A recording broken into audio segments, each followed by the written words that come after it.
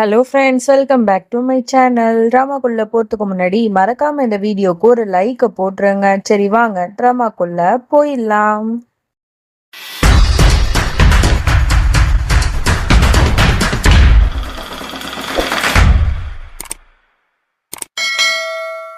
Starting சீன்ல ஜான்வியை தான் காட்டுறாங்க.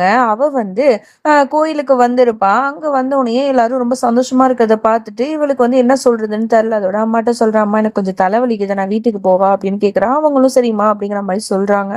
அதோட சரின்னு சொல்லிட்டு போறா. இங்க ரோஹிணி வந்து டவுட் பட்டுட்டு, என்ன ஜான்வி உன்னோட முகமே வாடி போயிருக்கு, என்ன ஆச்சு, ஏதாவது பிரச்சனையா அப்படின்னு கேட்கும்போது உடனே ஜான்விக்கு பயங்கரமா கோவம் வருது. இந்த பாருங்க, எதுக்கு பின்னாடியே சுத்திட்டு இருக்கீங்க, உங்களுக்கு என்ன பிரச்சனை, கொஞ்சம் அமைதியா இருங்க மாட்டீங்களா, நான் நல்லாதான் இருக்கேன் புரியுதா அப்படின்னு சொல்லிட்டு கோவமா சொல்லிட்டு போயிடுறா. இங்க ரோகிணிக்கு ரொம்பவே கஷ்டமாயிடுது. என்னடா அது இப்படி பேசுறாளே அப்படின்னு சொல்லிட்டு அப்பதான் சீமா வந்து கேக்குறா என்னாச்சு அப்படின்னு சொல்லிட்டு. அதுக்கு வந்து ரோகிணி சொல்றா, இல்ல இந்த மாதிரி வந்து ஜான்வி வந்து கோவப்பட்டு போறா அப்படின்னு சொல்லும்போது, ஏதாவது அவளுக்கு வந்து ஸ்ட்ரெஸ்ஸா இருக்கும், அதான் நம்ம வீட்டுல போய் அவள்கிட்ட போய் பேசிக்கலாம் சரியா அப்படிங்கிற மாதிரி சொல்லி சமாளிக்கிறா. அதோட இங்க ஜான்வி வீட்டுக்கு வந்ததும் அந்த அருந்து போன தாலிய வந்து ஒண்ணு ஒண்ணா கோத்துட்டு இருக்கா. இது வரைக்கும் நடந்ததெல்லாம் நினைச்சு பார்த்துட்டு அழுதுட்டு இருக்கா.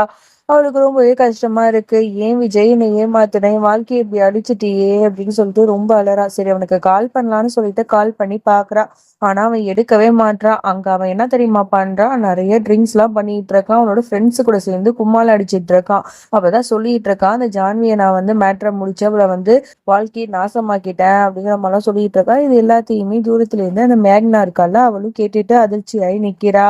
அதோட இங்க ஜான்வி வந்து ரூம்ல அந்த தாலியை பார்த்தே அழுதுட்டு இருப்பாளா. இங்க ரோஹிணி வந்து என்ன பண்றா, சரி நம்ம ஜான்வியை பார்க்க போலாம் அப்படின்னு சொல்லிட்டு போறா. அங்க போயிட்டு ஜான்வி அப்படின்னு கூப்பிட்ட உடனே ஜான்வி டக்குன்னு வந்து அந்த ஷால்ல தானே அந்த தாலியை வச்சிருப்பா, அதை டக்குன்னு வந்து பெட்ல போட்டுட்டு ஒண்ணுமே தெரியாத மாதிரி நடிக்கிறா. இந்த மாதிரி என்னாச்சுமா, நீ எதுவும் தூங்கலையா அப்படின்னு கேட்டா, இல்ல தூங்கதான் போறேன் அப்படின்னு சொல்லிட்டு சமாளிச்சிடறா. சரி நீ ரெஸ்ட் எடு அப்படின்னு சொல்லிட்டு ரோஹிணியும் வந்து போறா. அப்ப அங்க இருந்து வந்து மறைஞ்சு இருந்து பார்க்கும்போது அந்த பர்டிகுலர் அந்த தாவணியை மட்டும் கபோர்ட்ல வந்து பத்திரமா வந்து வைக்கிறா. இதை பார்த்துட்டு ரோஹிணிக்கு டவுட்டா இருக்கு, எதுக்கு இதை மட்டும் தனியா வைக்கிறா, என்னாச்சு அப்படின்னு சொல்லிட்டு யோசிக்க ஆரம்பிக்கிறா. அதோட இங்க மேக்னா வந்து என்ன பண்றா அப்படின்னா, இந்த மாதிரி வந்து ம், விஜய்கிட்ட வந்து கேட்டுட்டு இருக்கா. விஜய் என்னாச்சு, அந்த ஜான்வியை மறுபடியும் நீ மீட் பண்ணியா, ஏதாவது உங்களுக்குள்ள நடந்துச்சா அப்படிங்கிற மாதிரிலாம் துருவி துருவி கேட்குறா. ஆனா விஜய் வந்து பெருசா வந்து அவகிட்ட எதையுமே ஷேர் பண்ண மாட்றான். அதோட வந்து இங்கே வந்து அப்படியே வந்து ஜான்வியை தான் காட்டுறாங்க. அவளுக்கு ரொம்ப ஸ்ட்ரெஸ்ஸாக இருக்குது. என்ன பண்ணுறா, விஜயை பார்க்கறதுக்காக ஹாஸ்பிட்டலுக்கு தான் போகிறா. அங்கே வந்து அவனோட செக்யூரிட்டி இருக்கான். அவனை பார்த்து அப்படியே கையெடுத்து கும்பிட்டு அழுதுட்டு இருக்கா. இந்த பாருங்க, விஜய்கிட்ட எப்படியாவது சொல்லுங்க, நான் கால் பண்ண அவர் அட்டன் பண்ணவே மாட்டாரு, உங்களை கெஞ்சி கேட்குறேன், தயவு செஞ்சு என்கிட்ட பேச சொல்லுங்க அப்படின்னு சொல்லிட்டு வளரா. அந்த மனுஷனுக்குமே ரொம்ப கஷ்டமா இருக்கு. எதுவுமே சொல்லாமல் அங்கேருந்து போயிடுறான். இவளுக்கு ரொம்பவே கஷ்டமா இருக்கு. அதோட இங்கே ரோஹிணி வந்து என்ன பண்ணுறா, ஜான்வியோட ரூம்ல வந்து எல்லாத்தையும் தேட ஆரம்பிக்கிறா. ஜான்வி ஏதோ ஒரு விஷயத்த நம்ம கிட்ட இருந்து மறைக்கிறாளோ அப்படின்னு சொல்லிட்டு ரூம் முழுக்க தேடுறா. அப்புறம் தான் வந்து கபோர்ட்ல இருக்கிற அந்த தாவணியை எடுத்து பார்க்குறா. அதுல பார்த்தா தாலி வந்து அருந்து போன நிலைமையில இருக்கு. இதை பார்த்துட்டு அவளுக்கு பயங்கரமா அதிர்ச்சி ஆகுது. அப்பனா என்ன நடந்திருக்கும், ஜான்வி எதுக்கு தாலியை வந்து பார்த்து அழுதுட்டு இருந்தா, ஏதோ ஒன்று இருக்கு அப்படிங்கிற மாதிரி இங்க ரோஹிணியும் பயங்கரமா ஷாக் ஆயிட்டு இருக்கா.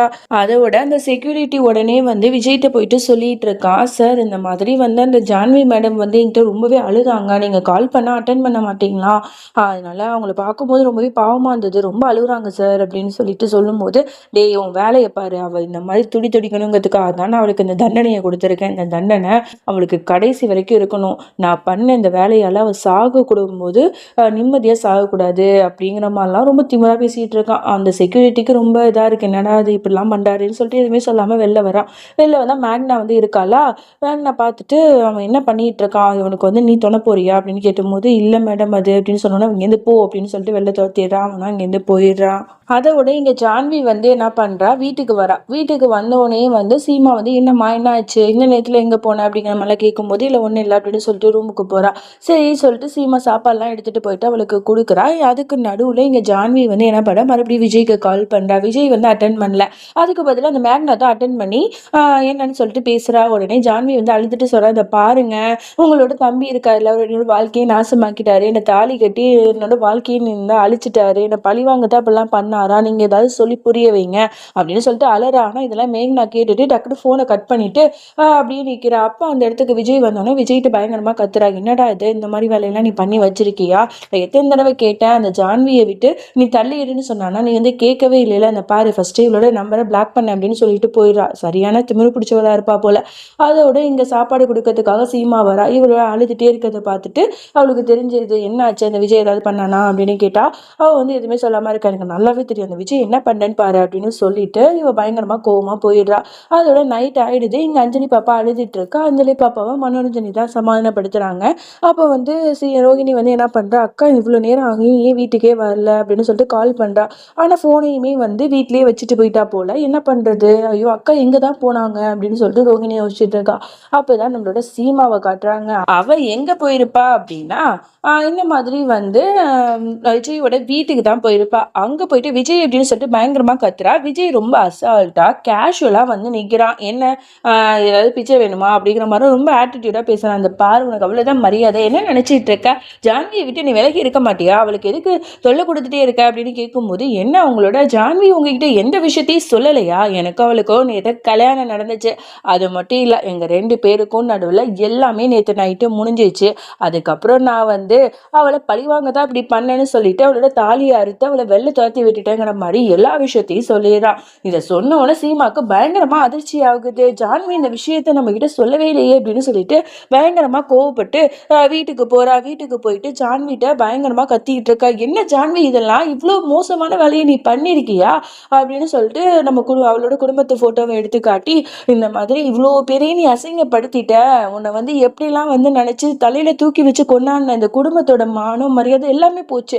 இந்த விஷயம் மட்டும் வீட்டில் உள்ளவங்களுக்கோ வெளில இருக்கிறவங்களுக்கும் தெரிஞ்சா என்ன ஆகும் தெரியுமா அப்படின்னு சொல்லிட்டு பயங்கரமா கத்திட்டு ஜான்வியோட கன்னத்திலேயே அரையறதுக்கு கையை ஓங்குறா. உடனே அந்த நேரத்துல ரோகிணி வந்து தடுத்துடுறா. அக்கா என்ன பண்ணிட்டு இருக்கீங்க நீங்க அப்படின்னு கேட்கிறா. உனக்கு தெரியுமா இந்த ஜான்வி நம்மளோட மான மரியாதை எல்லாத்தையுமே கெடுத்துட்டு அடி அப்படின்னு சொல்லிட்டு அழ ஆரம்பிக்கிறா. உடனே வந்து எனக்கு எல்லாமே தெரியும்க்கா அப்படின்னு சொல்லிட்டு கபோர்ட்ல இருந்து அந்த அருந்து போன தாலியை எடுத்துட்டு வந்து காட்டுறா. இதை பார்த்த சீமாக்கு இன்னும் கொஞ்சம் தான் அதிர்ச்சி ஆகுது.